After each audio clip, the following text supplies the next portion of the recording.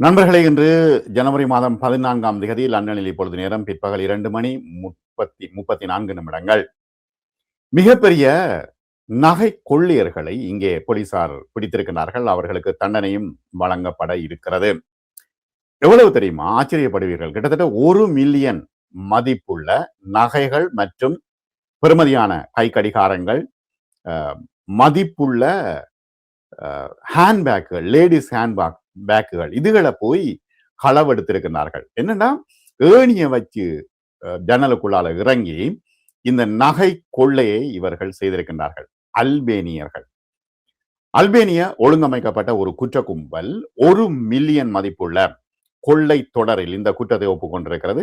அநேகமான தங்க நகைகள் தான். இது இங்கிலாந்து முழுவதிலும் நடந்த அதிக மதிப்புள்ள கொள்ளை தொடர்களில் ஒன்றாகும். 1 மில்லியன் மதிப்புள்ள தங்க நகைகள் என்ன, பவுன்ஸ் தங்க நகை யோசித்து பாருங்க.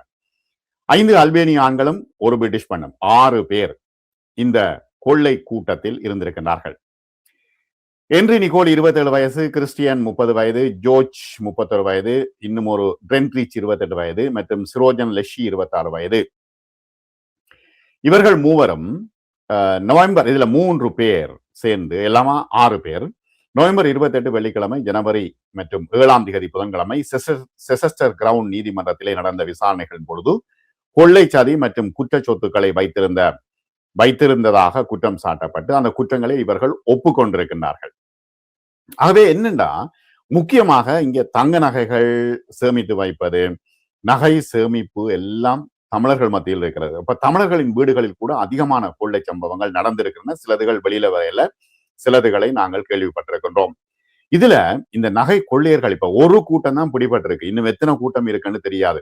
ஒவ்வொருவரும் நகைகளை பாதுகாப்ப வைத்திருக்க வேண்டும். என்னன்னா, சில இடங்கள் அவர்கள் சொல்கின்றார்கள், இந்த மெட்டல் டிடெக்டரை கொண்டு வந்து நகைகளை சர்ச் பண்ணி அவர்கள் அந்த நகைகளை மட்டும் எடுத்துட்டு போகின்றார்கள், வேற ஒன்றுமே செய்கின்றார்கள் இல்லை. மிகப்பெரிய கொள்ளை கும்பல் இது.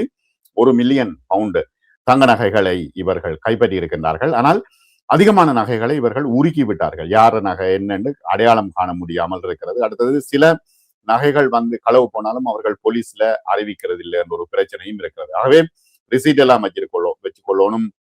இந்த தங்க நகை கொள்ளை மிகப்பெரிய கொள்ளையாக இருக்கிறது. தமிழர் வீடுகளிலும் அதிகமான கொள்ளைகள் நடைபெற்றிருக்கின்றன என்பதுதான் தகவல். சரி, மார்ச் 2024 மற்றும் டிசம்பர் 2023 ஸ்டாஃபோர்ட்ஷியரில் நடந்த 2 கொள்ளை சம்பவங்கள் தொடர்பாக நிக்கோலி மற்றும் ஷெலி இருவரும் கூடுதலாக ஒரு கொள்ளை சதித்திட்டத்தை தீட்டியதாகவும் தற்பொழுது ஒப்புக்கொண்டிருக்கிறார்கள். 33 வயதான ஜேக்கப் ஜனவரி 7ஆம் தேதி புதன்கிழமை இந்த குற்றத்தை ஒப்புக்கொண்டிருக்கின்றார் நீதிமன்றத்திலே. எங்கெங்கெல்லாம் பாருங்க, மேக்கிள்ஸ்ஃபீல்ட், பிரஸ்பெரி, வெஸ்டன் மற்றும் வில்லான்ஸ் ஆகிய இடங்களில் நடந்த சம்பவங்கள் உட்பட ஷெஷையரின் கிழக்கு பகுதியில் தொடர்ச்சியான கொள்ளை சம்பவங்கள் குறித்து மேக்கிள்ஸ்ஃபீல்ட் ஆக்டிவ் சிஐடியின் துப்பறியும் நபர்கள் அறிந்த பொழுது 2024 அக்டோபரில் இந்த கும்பலுக்கு எதிரான விசாரணை ஆரம்பித்தது. ஒவ்வொரு சந்தர்ப்பத்திலும் இவர்கள் என்ன செய்கின்றார்கள் என்றால், குற்றவாளிகள் பொதுவாக முதல் மாடி ஜன்னல்கள் மற்றும் பால்கனிகளை அணுகி ஏணிகளை பயன்படுத்துவதன் மூலம் வீட்டுக்குள்ள ஏணி ஜன்னல்களை திறந்து கொண்டு உள்ளே நுழைவார்கள். உள்ளே நுழைந்ததும் அவர்கள் சொத்துக்களை சூறையாடுகின்றார்கள்.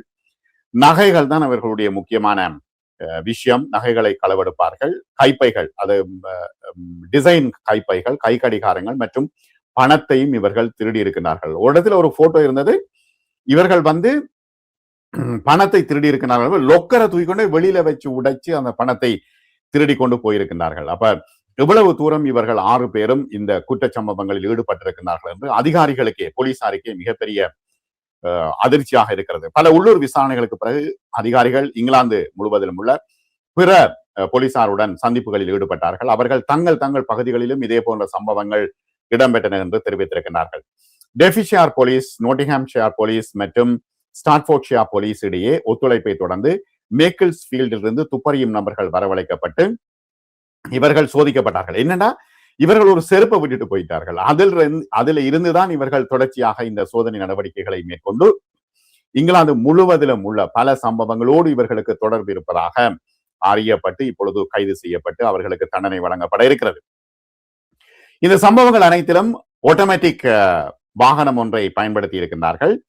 என்னன்னா, ஒரு சிவப்பு ஃபோர்ட் ஃபோக்கஸ் கார் பயன்படுத்தப்பட்டிருக்கிறது. ANPR தொழில்நுட்பத்தை பயன்படுத்தி இந்த நம்பர் பிளேட் எல்லாம் கண்டுபிடிப்பார்களே, அந்த தொழில்நுட்பத்தை பயன்படுத்தி அவர்கள் இவர்களை கண்டுபிடித்திருக்கிறார்கள். முன்பதிவு செய்யப்பட்ட வாடகை கார் மற்ற பல கொள்ளைகளின் பொழுதும் பயன்படுத்தப்பட்டதாகவும் போலீசார் கண்டறிந்தார்கள். பிறகு குரோப்ஹாஜ் என்கின்ற ஒரு இன்சூரன்ஸ் கம்பெனியில அது இன்சூரன்ஸ் பண்ணப்பட்டிருக்கிறது. அதுல இருந்து இந்த வாடகை காரை வந்து இவர்கள் தேடி தேடி பார்த்தார்கள். பார்த்தா எல்லா இடங்களிலும் பர்மிங்ஹாமில ஒரு ஒரு குடியிருப்புல இருந்து கொண்டு ஒரு காஃபி கடையில தொடர்ந்து இவர்கள் சந்தித்து இவர்கள் இந்த நகை கொள்ளையை செய்திருக்கின்றார்கள். பர்மிங்ஹாமில் அதிகமான தமிழர்கள் வாழுகின்ற இடம் எல்லோருக்கும் தெரியும். அடுத்தது ஸ்போர்ட்ஸ்யார்ட் நடந்த கொள்ளை சம்பவம் ஒன்றில் டிஎன்ஏயின் தடயங்களும் இவர்களின் தடயங்களும் கண்டுபிடிக்கப்பட்டன. பல மாத கால விசாரணைகளின் உச்சக்கட்டத்தை தொடர்ந்து ஜூலை 2 புதன்கிழமை மேக்கிள் ஸ்ட்ரீட் ப்ரோ ஆக்டிவ் சிஐடி மற்றும் ஷெஷயா காவல்துறையின் தீவிர மற்றும் ஒழுங்கமைக்கப்பட்ட குற்றப்பிரிவின் அதிகாரிகள் சட்டன், கோல்ஃபீல்ட், பர்மிங்ஹாம் ஆகிய இடங்களில் தொடர்ச்சியாக சோதனைகளை நடத்தினார்கள். சட்டன்ல தமிழாக்கள் இருக்கிறார்கள், பர்மிங்ஹாமில் அதிகமாக தமிழாக்கள் நடத்தி இருக்கிறார்கள், ஹார்ட்ஃபோர்ட்ஷியால அதிகமான தமிழாக்கள் இருக்கிறார்கள். ஆகவே நகைகளை பறிகொடுத்தவர்கள் யார் என்பது இதுல சொல்லப்படல, போலீஸ் இன்னும் சொல்லல. ஆனால் இவர்களை கண்டுபிடித்து இவர் என்னன்னா காசை வச்சு கொண்டு போட்டோ எடுத்திருக்கிறார்கள், நகைகளை வச்சு கொண்டு போட்டோ எடுத்திருக்கிறார்கள். அடுத்த திட்டத்தையும் இவர்கள் கூகுள் மேப் எப்படி போறது என்றெல்லாம் அவர்கள் திட்டம் தீட்டி இருக்கிறார்கள். எல்லாவற்றையும் நோட்டிங்ஹாம்ஷயர் காவல்துறை அதிகாரிகள் ஆதரவோடு இதை கண்டுபிடித்திருக்கிறார்கள். டென்ரிச் என்பவர் அங்கு இருக்கவில்லை வாரண்டுகள் பிறப்பிக்கப்பட்ட நேரத்தில். பிறகு அவர் சரையில் இருந்திருக்கிறார். தீவிர மற்றும் ஒழுங்கமைக்கப்பட்ட குற்றப்பிரிவின் அதிகாரிகளால் அவர் கைது செய்யப்பட்டிருக்கிறார். ஒரு சோதனையின் பொழுது அதிகாரிகள் 13 டிசைனர் கைப்பைகள் மற்றும் கிட்டத்தட்ட 17,000 பவுண்ட்ஸ் மதிப்புள்ள 14 கை கடிகாரங்களையும் மீட்டிருக்கிறார்கள். பல மொபைல் போன்கள் மீட்கப்பட்டிருக்கின்றன. பகுப்பாய்வின் பொழுது அதிகாரிகள் திருடப்பட்ட பொருட்களின் நூற்றுக்கணக்கான படங்களை மீட்டிருக்கிறார்கள். திருடி போட்டு அவர்கள் செல்ஃபி போட்டோ எல்லாம் எடுத்துக்கொண்டு வைத்திருந்திருக்கிறார்கள். கொள்ளை நடந்த இடத்துடன் தொடர்புடைய கூகுள் மேப்புகளையும் அவர்கள் வைத்திருந்திருக்கிறார்கள். ஷெஃபீல்டில் வசித்து வந்த சிதோர்ஜன் ஷெலி என்ற கும்பலின் 6வது உறுப்பினர் இருப்பதை காட்டும் செய்திகளை அதிகாரிகள் பின்னர் கண்டுபிடித்தார்கள். அங்கு 26 வயதுடைய அந்த நபர் கைது செய்யப்பட்டிருக்கின்றார். 6 பிரதிவாதிகள் மீதும் பின்னர் கொள்ளை சம்பவம், சதி மற்றும் குற்றச்சொத்துக்கள் வைத்திருந்த சதி செய்ததாக குற்றம் சாட்டப்பட்டிருக்கிறது.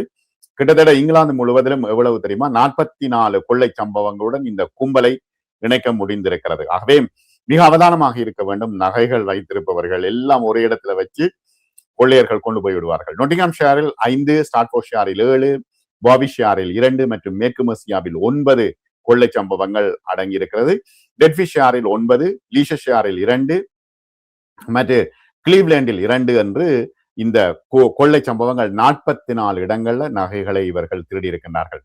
ஆகவே இவர்கள் திருடப்பட்ட பொருட்களின் மதிப்பிடப்பட்ட மொத்த மதிப்பு 1 மில்லியனுக்கும் அதிகமாகும், 1 மில்லியன் பவுண்ட்ஸுக்கும் அதிகமாகும்.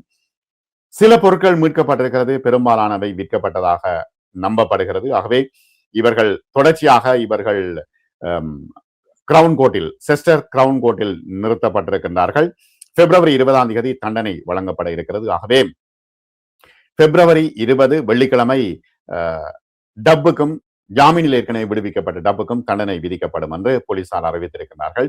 மிகப்பெரிய கொள்ளை சம்பவத்தில் இவர்கள் கண்டுபிடிக்கப்பட்டிருக்கிறார்கள். 1 மில்லியன் பவுண்ட்ஸ். ஆகவே மிக அவதானமாக இருக்கணும். நகைகளை வைத்திருப்பவர்கள், நகை சேமிப்பு என்பது தமிழர்கள் மத்தியில் மிக முக்கியமான விஷயமாகவே இந்த கொள்ளையர்கள் தற்பொழுது கண்டுபிடிக்கப்பட்டிருக்கிறார்கள். ஆனால் இன்னும் பல கொள்ளை கும்பல்கள் இருக்கின்றன. அல்பேனியர்கள் இவர்கள்.